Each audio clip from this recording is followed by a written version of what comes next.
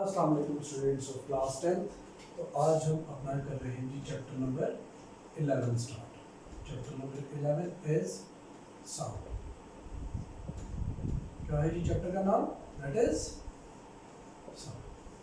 Sound is a form of energy.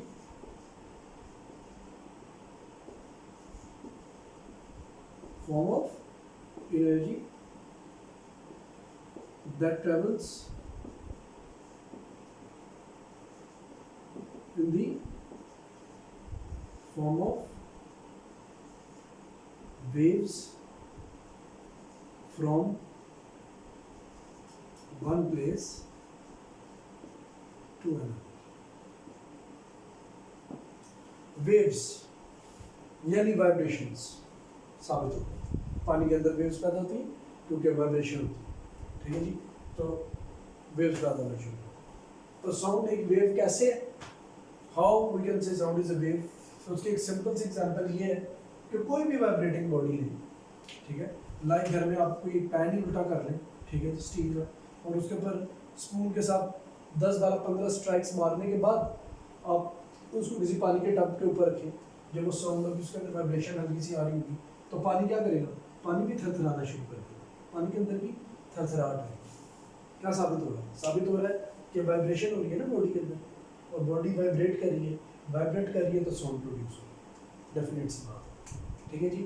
Sound is only produce because of the vibrating body. Vibrate नहीं करेगी body, sound produce नहीं, ठीक है, क्योंकि sound produce ही वाइब्रेटिंग बॉडी की वजह से होती है। वाइब्रेटिंग बॉडी की वजह से साउंड क्रिएट होती है और एक जगह से दूसरी जगह ट्रैवल करती है। दूसरी बात, साउंड की बात ये भी याद रखिएगा, इस टॉपिक को बहुत पढ़ते भी जाते हैं ताकि कोई चीज़ स्किप ना रह जाए, ठीक है, स्किप ना हो जाए। तो अभी आप जरा देखिए, पेज नंबर 20 पे लिखा है, like other waves sound is also produced by vibrating bodies, ठीक है। Due to vibration of bodies the air around them also vibrates and the air vibrations produce sensation of sound in our ear. Air कैसे करती है वो आगे discuss करेंगे। For example कहते हैं जब आप गिटार को बजाते हैं, sound is produced due to vibration of its strings. Our voice results from the vibration of our vocal cords. हमारे वोकल कॉर्ड्स अल्लाह ताला ने पैदा किए हैं गले के अंदर, तो ये भी वाइब्रेट करते हैं तो साउंड जनरेट होती है और हम बोल पाते हैं, और वो साउंड आगे भी हियरेबल होती है। हार्ट बीट करता है तो स्टेथोस्कोप की मदद से आप देखिए हार्ट को या लंग्स की जो मूवमेंट है उसको आप ऑब्जर्व, डॉक्टर करते हैं नहीं करते, लंग्स की मूवमेंट को ऑब्जर्व करने के लिए बैक साइड पे स्टेथोस्कोप लगाया जाता है। जब आपको सांस का मसला होता है, कहा जाता है सांस लें, तो उन्हें आवाज़ आती है, और हार्ट के ऊपर भी वो रखते हैं जनाब यानी स्टेथोस्कोप। तो क्यों क्या ऑब्जर्व करते हैं? वो यही हार्ट बीट आपके ऑब्जर्व करते हैं, क्योंकि हार्ट भी क्या कर रहा है? वाइब्रेट कर रहा है, पंप कर रहा है, ऐसे ही है ना।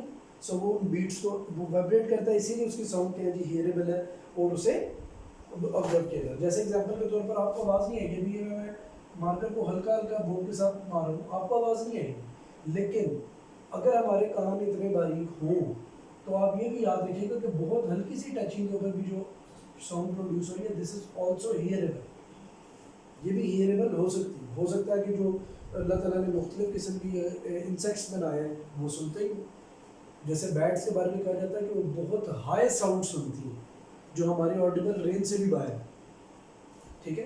तो एग्जांपल में अल्लाह ताला ने एक सर्टेन रेंज रखी है कान की जिसके अंदर इंसान सुन सकता है, जिससे नीचे भी नहीं सुन सकता, कम भी नहीं सुन सकता, और जिससे ज़्यादा भी नहीं सुन सकता, ठीक है। लेकिन बहुत सारे ऐसे एनिमल्स अल्लाह ने पैदा किए जो उससे कम की साउंड्स को भी सुन लेते हैं और उससे ऊपर लिमिट की साउंड्स को भी सुन लेते हैं। आगे बात समझ। तो ये अब हम आगे पढ़ेंगे vibration and receiving. This is what is vibration. अब देखें, ईयर की कैपेसिटी है 20 हर्ट्ज की साउंड से 20,000 हर्ट्ज की साउंड को सुनता है सिर्फ कान। हर्ट्ज से क्या मुराद है? वाइब्रेशंस पर सेकंड, यानी कि 20 वाइब्रेशंस पर सेकंड। अभी मैं भी बोल रहा हूँ ना और आप तक ये साउंड आ रही है, आप याद रखें कि मेरे वोकल कॉर्ड जो स्पीड जनरेट कर रहे हैं साउंड की, वो भी वाइब्रेशन इंतहाई तेज है। देखिए मैं 1 सेकंड के अंदर पता नहीं कितने लफ्ज बोल लूँगा, ठीक है। साबित हुआ ये साउंड जनरेट हो रही है, इसकी स्पीड तकरीबन हंड्रेड्स या थाउजेंड्स ऑफ वाइब्रेशंस पर सेकंड है, जो मैं भी आप तक अपना पैगाम अभी पहुँचा रहा हूँ, आपको पढ़ा रहा हूँ। जब मैं बहुत ऊंचा बोलूँगा तो वाइब्रेशंस की स्पीड और तेज़ हो जाएगी, बहुत तेज़ी में बोला जा सकता है जिस तरह मैं बोल रहा हूँ। तो अभी ये भी आवाज़ आपको आएगी। देखिए मैंने क्या किया है, मैंने बेसिकली फ्रीक्वेंसी को अपनी तेज़ की, इसी तरीके से 20,000 हर्ट्ज तक हम साउंड को सुन सकते हैं। लेकिन 20,000 का मतलब क्या, वाइब्रेशन, जितना आप लाउडर बोलते हैं वाइब्रेशन उतनी ज़्यादा होती है, ठीक है। जितना आप कम बोलते हैं वाइब्रेशन कम होती है, जितना जोर से बोलते हैं वाइब्रेशन उतनी ही ज़्यादा होती है। आगे बात समझ। तो 20,000 जो है ना वाइब्रेशंस पर सेकंड तक आपका कान हियरेबल है, मतलब वो इसको ऑब्जर्व कर लेता है। इससे ऊपर लाइक 30,000 हर्ट्ज 40,000 हर्ट्ज तक क्या होता है, वो आपको आवाज़ ही नहीं आती। अल्लाह ताला ने वो रेंज ही नहीं रखी हमारे ईयर ड्रम के अंदर। जो आपको पता है अल्लाह ताला ने कान के अंदर भी जो है वो स्टिक्स रखी हैं जो बजती हैं, वो वाइब्रेट करती है तो हमें साउंड प्रोड्यूस होती है, ठीक है जी। तो अब आप ज़रा देखिए कि वो जो वाइब्रेट करती है और साउंड प्रोड्यूस होती है, तभी साउंड हियरेबल होती है हमारे। अच्छा, अब ज़रा कुछ बातों को कंफर्म करने के लिए कि वाकई सबसे पहला क्वेश्चन ये वो कह रहा है जी sound produce by vibrating body, इस बात को भी वो क्लियर करें वाकई वाइब्रेटिंग बॉडी से ही साउंड प्रोड्यूस होती है। तो इसको वो प्रूव करने के लिए क्या बात बता रहा है, जिस तरह मैंने आपको बताया पैन की एग्जांपल, उसने ट्यूनिंग फोर्क ले ली। ये हमारी लेबोरेटरी के अंदर ट्यूनिंग फोर्क्स पड़ी होती है। इंशाल्लाह न्यू स्कूल खुलेगा तो मैं आपको इस ट्यूनिंग फोर्क के साथ आपको मुआवजा करा दूँगा। ऐसे करके ट्यूनिंग फोर्क होती, वो ट्यूनिंग फोर्क होती है यू शेप में, नीचे उसकी स्टिक होती है, इसे आप कहते हैं जी ट्यूनिंग फोर्क, ठीक है। डिफरेंट साइजेस में होती है। इसे आप किसी भी रबर के ऊपर मारें तो आपको बहुत श्रिल सी साउंड फील होगी, बस करके ना एक बड़ी साउंड आपको फील होगी कान के अंदर, ठीक है जी। डिफरेंट फ्रिक्वेंसी जनरेट करने वाली ये ट्यूनिंग फोर्स होती है। इसमें 5 हर्ट्ज वाली ट्यूनिंग फोर्क में मिल जाती है आपको, 50 हर्ट्ज वाली भी मिल जाती है, 20 हर्ट्ज की भी मिल जाती है और 100 हर्ट्ज तक की भी मिल जाती है। मतलब लेबोरेटरी में इतने हर्ट्ज की साउंड काफ़ी आती है। आप जोर से मारते हैं तो आपको वही साउंड उतने हर्ट्ज की क्या होती है कान में सुनाई देती है। तो उसने क्या किया जी, एक ट्यूनिंग फोर्क को रबर पे मारा और एक स्टैटिक वाटर पड़ा हुआ था टब के अंदर, उसके अंदर उसने ट्यूनिंग फोर्क को रख दिया। जो ही उसने रखा तो उसने देखा जी कि वाटर के अंदर क्या प्रोड्यूस होने लगी, वेव्स।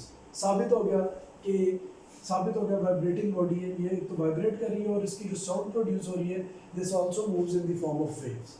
आइडिया हो गया कि ट्यूनिंग फोर्क वाइब्रेट कर रही और वाइब्रेशन की वजह से आप साउंड फील कर रहे हैं, और ये वाइब्रेशन ही की वजह से जो आप साउंड फील कर रहे हैं वाइब्रेशन को ऑब्जर्व कर लिया आपने पानी के साथ, क्योंकि ये पता लग गया कि ट्यूनिंग फोर्क वाकई वाइब्रेट कर रही है, इसलिए वाटर के अंदर भी वेव्स प्रोड्यूस हुई।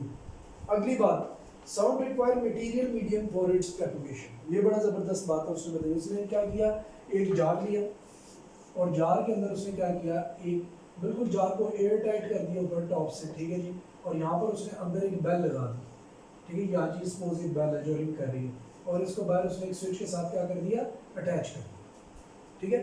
उसने क्या देखा, उसने कहा यार कि ये जो साउंड थी बेल की वो स्टिल जार से बाहर आ रही थी, हल्की हल्की आपको आवाज़ जार से बाहर बेल की आ रही थी जब आपने स्विच के साथ इसे लगाया था।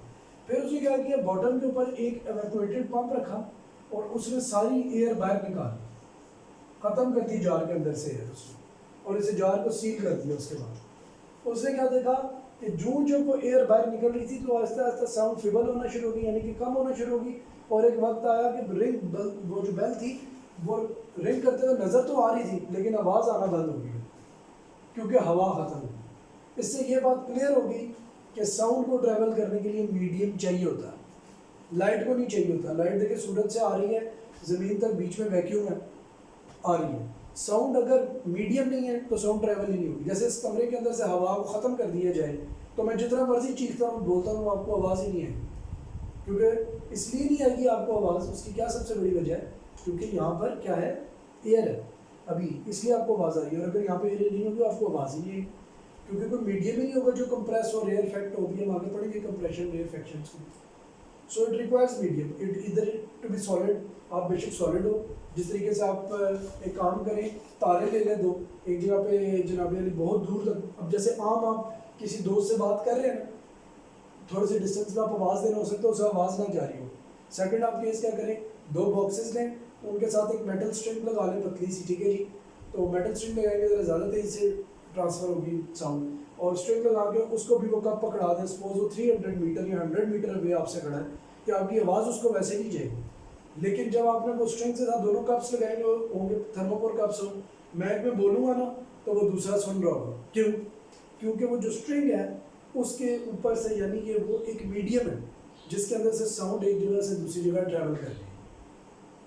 ठीक है, ये जो आप टेलीफोन लाइन है ये क्या है, ये इलेक्ट्रिक पल्सेज है, इनकी मदद से ही आपको साउंड एक जगह से दूसरी जगह ट्रैवल करती है। रेडियो वेव्स, ठीक है जी, ये हमारे साउंड सिग्नल को इलेक्ट्रोमैग्नेटिक फॉर्म में यानी रेडियो फॉर्म में एक जगह से दूसरी जगह ट्रैवल करा देते हैं और आप दूसरी जगह पर जाकर उसको ये दोबारा कन्वर्ट होती है मोबाइल के अंदर। ठीक है जी, मैकेनिकल फॉर्म में कन्वर्ट होती है, तभी तो हमें सुनी जाती है। ये रेडियो सिग्नल सिर्फ नहीं रहता, रेडियो सिग्नल अपने आपको कन्वर्ट करता है दोबारा ताकि हम इसे सुन सकें। तो अब आप ये जरा देख लें कि मतलब ये डिजिटल टेक्नोलॉजी है। तो अभी आपको बता रहा हूँ कि सिंपल ट्रांसमिशन है, आप इधर से देख लें, पानी के अंदर साउंड एयर की निस्बत ज़्यादा जल्दी ट्रैवल करती है। ठीक है, अक्सर ये आप देखिए कि आप दरिया के किनारे दो डिफरेंट शोर्स पे खड़े हुए हो, ये कोई रिवर बह रहा हो, तो आप देखिएगा कि अगर आप किनारे पे बैठे एक तरफ बातें कर रहे हो तो वो दूसरी तरफ भी ऑडिबल होगी। इवन वाटर अगर स्टैटिक होगा तो ज़्यादा जल्दी ट्रैवल कर जाएगी। क्यों? क्योंकि पानी की मदद से साउंड ट्रैवल कर रही है एक जगह से दूसरी जगह, और उसकी स्पीड एयर की निस्बत ज़्यादा तेज़ होगी। सॉलिड्स में साउंड की स्पीड सबसे तेज़ होती है, उसके बाद एयर में होती है, और उसके पहले सॉलिड्स में होती है, फिर लिक्विड्स में होती है, और सबसे स्लो स्पीड होती है साउंड की ट्रैवल करने में एयर में। ठीक है जी, तो ये सर्टेन डिस्टेंस के बाद ऑडिबल नहीं है, जबकि लाइट का कोई इशू नहीं। और आप एक सिंपल मिसाल देख लें साउंड के बारे में कि साउंड की स्पीड भी लाइट से बहुत ज़्यादा कम है। उसको कैसे आप ऑब्जर्व करेंगे कि जब थंडरस्टॉर्म होता है और एक लाइटनिंग सी होती है और एक आवाज़ आती है थंडरस्टॉर्म की, थंडर की, तो आप ज़रा देखिए उस टाइम पे क्या होता है कि आपको लाइट पहले आ जाती है और साउंड थोड़ी देर बाद आती है। 2, 3, 4 सेकेंड्स 5 सेकेंड्स का भी गैप पड़ जाता है, और साउंड आप उसकी बिजली गिरने की बाद में ऑब्जर्व करते हैं। ठीक है जी, तो ये सारी एग्जांपल्स हैं, और ये यहाँ से हमें ये पता लग गया कि sound needs medium to propagate. अगर मीडियम नहीं दिया जाएगा तो साउंड ट्रैवल नहीं कर सकेगी एक जगह से दूसरी जगह। अब वो ये बताना चाह रहे हैं कि ये जो साउंड है, आया ये लॉन्गिट्यूडनल वेव्स हैं या ट्रांसवर्स वेव। ये तो हमें पता लग गया कि साउंड मैकेनिकल वेव, ये तो पता लग गया कि इसको मीडियम चाहिए ट्रैवल करने के लिए। ऐसे ही है ना, मैकेनिकल वेव की डेफिनेशन क्या थी कि वो तमाम वेव्स जिन्हें मीडियम चाहिए मूव करने के लिए एक जगह से दूसरी जगह प्रोपेगेट करने के लिए, तो वो तमाम की तमाम कहलाती है मैकेनिकल वेव्स, और जिन्हें नहीं चाहिए होता मीडियम प्रोपेगेट करने के लिए वो होती हैं इलेक्ट्रोमैग्नेटिक, जैसे लाइट है, जैसे रेडियो वेव्स हैं, एक्सरेज हैं। ठीक है जी, तो अब आप ज़रा देख लीजिए कि what are the sound waves, उनकी नेचर क्या है, what is the nature of sound waves. तो ट्यूनिंग फोर्क उसने क्या किया, उसने वाइब्रेट किया, वाइब्रेट किया। अब वो ये बात बताना चाह रहा कि बेसिकली अगर हम इस ट्यूनिंग फोर्क को बड़ा सा करके बनाते हैं ताकि आपको समझना आसान, ये ट्यूनिंग फोर्क है, बड़ा तो नहीं, लार्ज करके मैंने बना दिया। ट्यूनिंग फोर्क है छोटी है लेकिन माइक्रोस्कोपिकली हम उसे देखें। बेसिकली ये वाइब्रेट कर रही है इसकी ट्यूनिंग फोर्क।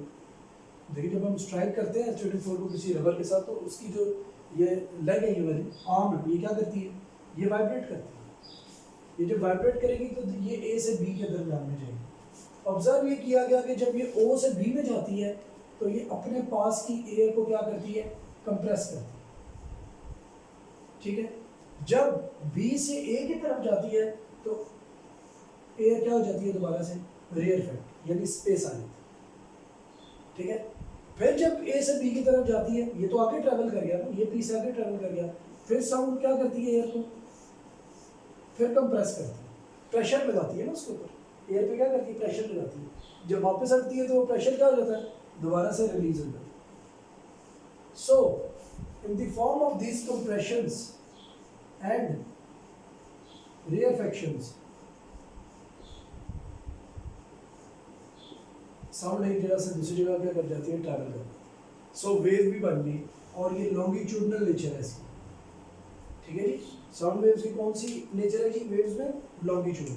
तो आज के जो टॉपिक्स हैं बेटा वो यही है सारे के सारे जो हमने पढ़ने। आप थॉरोली जो है पेज नंबर 20, 21, 22 पढ़ लीजिएगा। कल फिर हम स्टार्ट करेंगे कैरेक्टरिस्टिक्स ऑफ साउंड। साइड में भी कुछ इन्फॉर्मेशन और ये एक्सपेरिमेंट्स लिखे होते हैं, इनको भी आपने पढ़ लेना, तो it will help you out, ये आपको बहुत ज़्यादा हेल्प करेंगे। ठीक है, तो आप इनको पढ़ें। अगर इनके केस कोई बात आपको समझ नहीं आती, you can call me, you can message me. वैसे आज का टॉपिक यहाँ पे खत्म हो जाता है। हमने कितनी चीज़ें पढ़ी? सबसे पहले हमने पढ़ी cause of sounds, that sound is generated when the body vibrates. ठीक है जी, वाइब्रेटिंग बॉडी के अंदर से ही साउंड जनरेट होती है।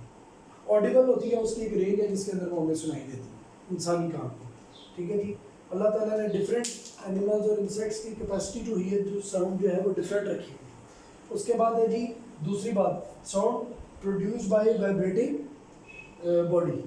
वो हमने पढ़ लिया कि साउंड अगर वाइब्रेटिंग बॉडी से वाइब्रेट करती है तो वो वाकई वाइब्रेटिंग बॉडी से करती है या नहीं, उसको हमने ऑब्जर्व किया था, वो जो टब वाला एक्सपेरिमेंट किया। उसके बाद फिर हमें पता लगा sound requires a medium to propagate to travel, तो उसके लिए वो हमने बेल वाला एक्सपेरिमेंट किया।